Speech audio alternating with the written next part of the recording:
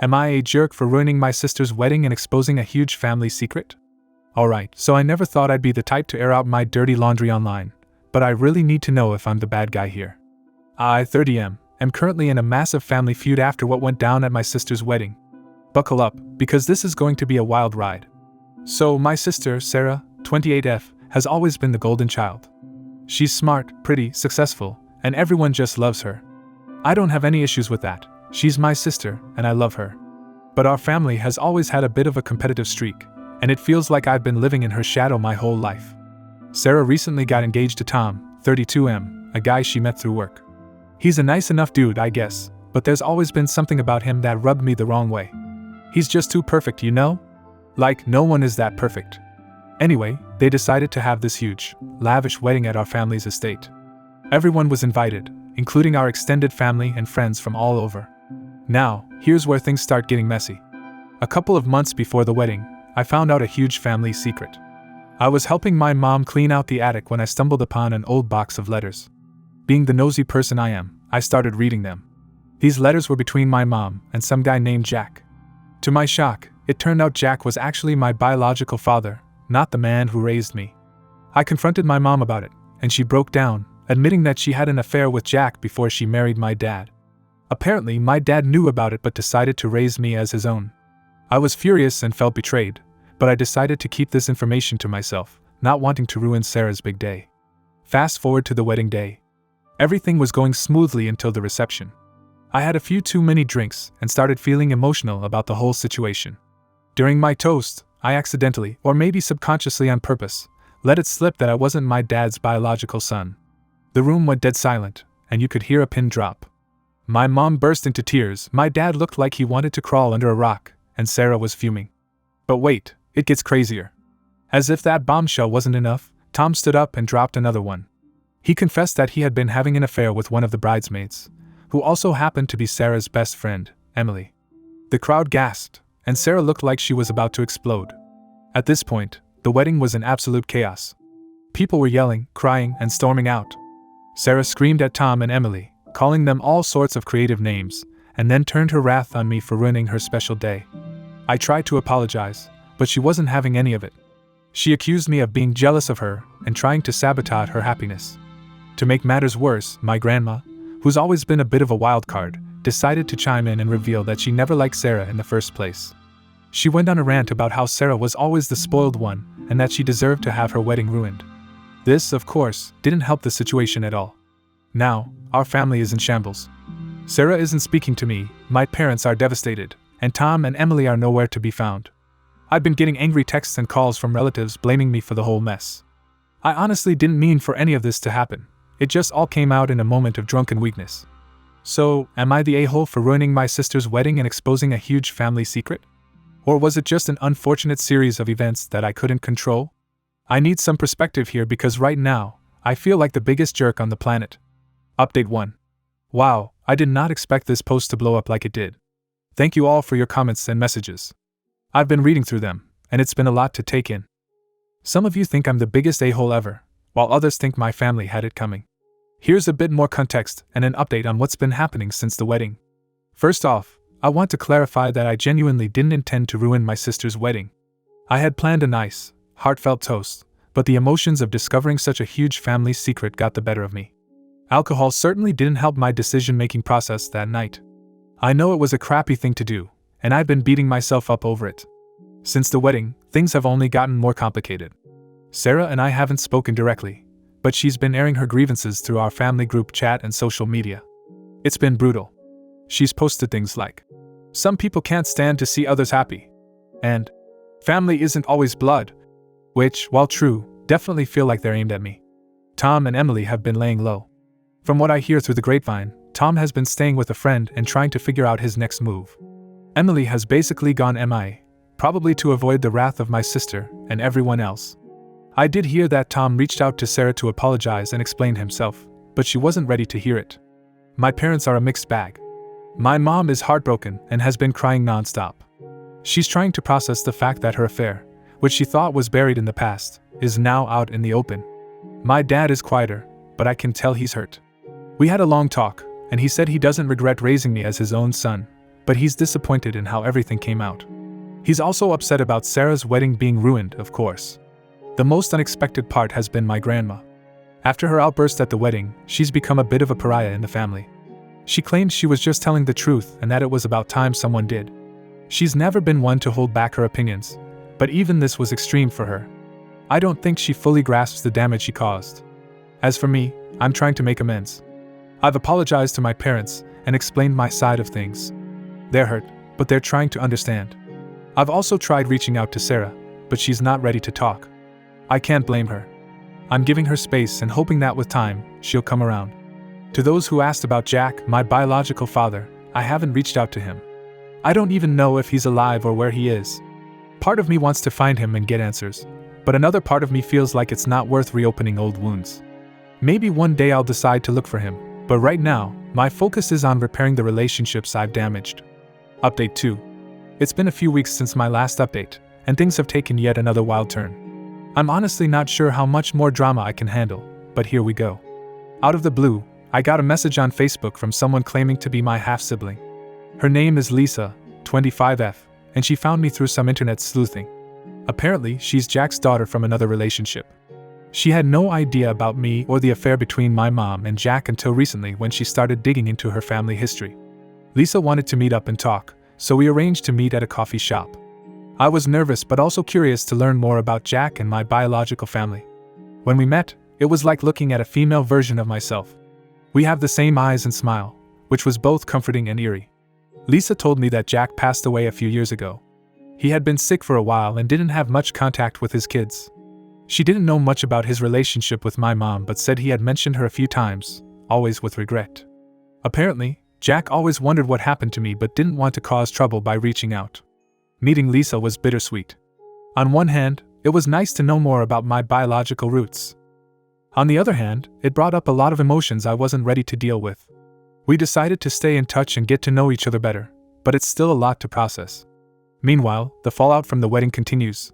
Sarah and Tom have officially called off their engagement.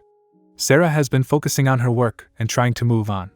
She's still not speaking to me, but I've been sending her messages of support, hoping she'll come around eventually. Tom reached out to me, of all people, to apologize for his part in the mess.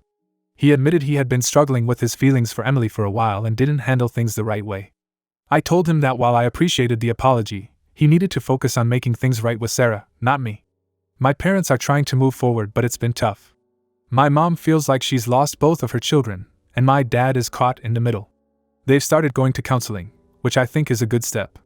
I've also started seeing a therapist to help me deal with all of this. It's been helpful to have someone to talk to who isn't directly involved in the situation. As for my grandma, she's doubling down on her stance. She refuses to apologize for her comments at the wedding and insists that she was just telling the truth. Most of the family is avoiding her, which has made her even more stubborn. I'm not sure how to handle that situation, but for now, I'm keeping my distance. Update 3. Just when I thought things couldn't get more complicated, life threw another curveball. I was at work one day when I got a call from Sarah. I was shocked because I hadn't heard from her since the wedding. She sounded upset and asked if we could meet up and talk. I agreed, hoping this would be the start of mending our relationship. When we met, Sarah looked exhausted. She told me that she found out she was pregnant. It was Tom's baby, and she had no idea what to do. She was considering all her options and needed someone to talk to. I was floored. I never expected this, but I knew I had to be there for her. We talked for hours. I listened as she poured out her heart about her fears, her anger, and her sadness. She felt betrayed by Tom but also confused because she still loved him. She was worried about raising a child on her own and didn't know if she could forgive Tom for what he did. I tried to be as supportive as possible, telling her that whatever she decided, I'd be there for her. I apologized again for my role in the wedding disaster and assured her that I never intended to hurt her. We cried together, and for the first time since the wedding, it felt like we were on the same page. Sarah decided to take some time off work and go stay with a friend out of town to clear her head. She needed space to think about her next steps without the constant reminders of the drama back home. I promised to check in on her and give her the support she needed. Meanwhile, I'd been dealing with my own issues. Meeting Lisa brought up a lot of questions about my identity and where I come from. I've been talking to my therapist about it, and it's been helpful, but it's still a lot to process. I've also been spending more time with my parents, trying to rebuild our relationship. It's slow going, but we're making progress. Tom, for his part, has been trying to make amends. He reached out to Sarah and offered to help with whatever she needed, but she told him she needed time and space. He's been staying with friends and working on himself, which I think is the right thing to do. He knows he messed up and is trying to make things right, but it's going to take a lot of time and effort. My grandma is still being difficult. She's refusing to apologize or back down from her comments. The family has mostly cut her off, which is sad but necessary for our own mental health. I hope she'll come around eventually, but for now, we're keeping our distance. Update 4. It's been a few months since my last update, and I finally feel like we're starting to see some light at the end of this long, dark tunnel. Here's where things stand now. Sarah decided to keep the baby. She moved back home and has been focusing on her health and well-being. She and Tom are co-parenting but not getting back together, at least not for now. They've both grown a lot from this experience and are trying to do what's best for their child. I'm proud of Sarah for her strength and resilience. She's going to be a great mom. Tom has been working hard to prove he can be a good father and supports Sarah in any way he can. He's been going to therapy and working on his issues. He knows he has a long way to go to earn back the trust he lost, but he's committed to doing the work. Lisa and I have been getting to know each other better. It's been strange but also wonderful to have a new sibling in my life. We've been sharing stories about our childhoods and learning about each other's lives. It's been a healing experience for both of us, and I'm grateful to have her in my life. My parents are doing better too. They're continuing with counseling and working on their relationship. My mom is still dealing with the guilt and shame of her past, but she's also trying to move forward. My dad has been incredibly supportive, and their bond seems stronger now than it has in years. As for me, I've been focusing on my own healing and growth. Therapy has been a huge help, and I've been making an effort to rebuild my relationships with my family. It hasn't been easy, but we're getting there. I've also been working on forgiving myself for my mistakes and learning from them. My grandma is still being her stubborn self, but we've all learned to accept that she's unlikely to change. We're keeping our distance and focusing on the positive aspects of our family relationships. So, am I the a-hole for what happened at my sister's wedding? Maybe. But I've learned a lot from this experience, and I'm committed to being a better person moving forward. Life is messy, and sometimes things don't go as planned, but it's how we deal with the aftermath that really matters. Thanks to everyone who shared their thoughts and advice. It's been a wild ride, but I'm hopeful for the future.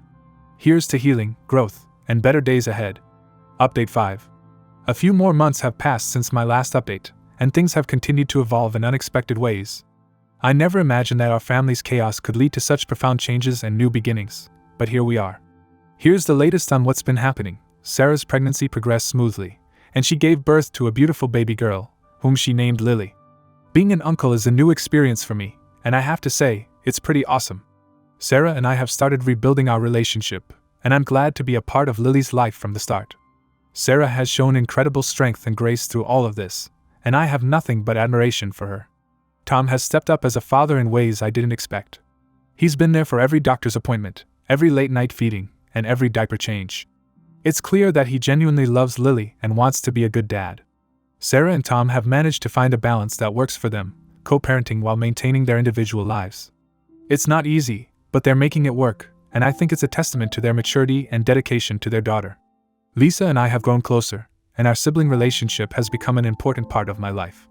We've even started planning a trip to visit some of Jack's old friends and family members to learn more about him. It's been a healing journey, and having Lisa by my side has made it easier to process everything. She's become a rock for me, and I'm grateful to have her.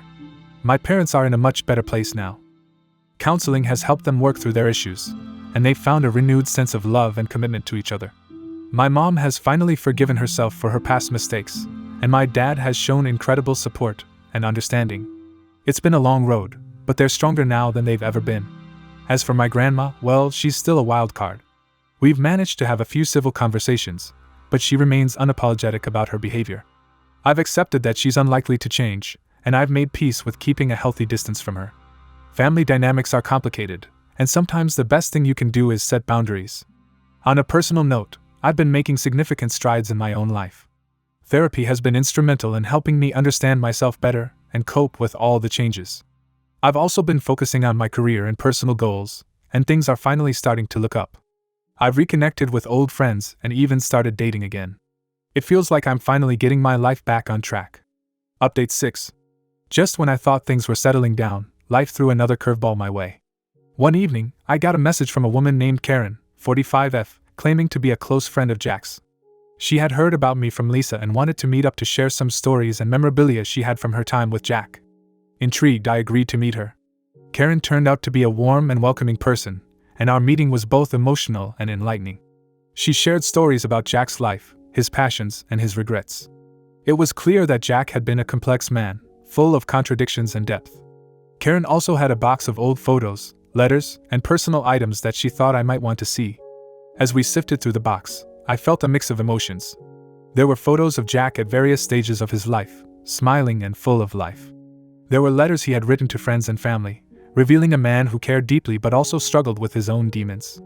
One letter in particular stood out to me. It was addressed to my mom, written shortly after I was born. In it, Jack expressed his love for her and his sorrow at not being able to be a part of my life. It was a poignant reminder of the complexities of human relationships and the impact they have on our lives. Karen and I talked for hours, and by the end of our meeting, I felt like I had gained a deeper understanding of my biological father. It was a bittersweet experience, but it helped fill in some of the gaps in my own story. I left with a sense of closure and a renewed commitment to forging my own path while honoring the past.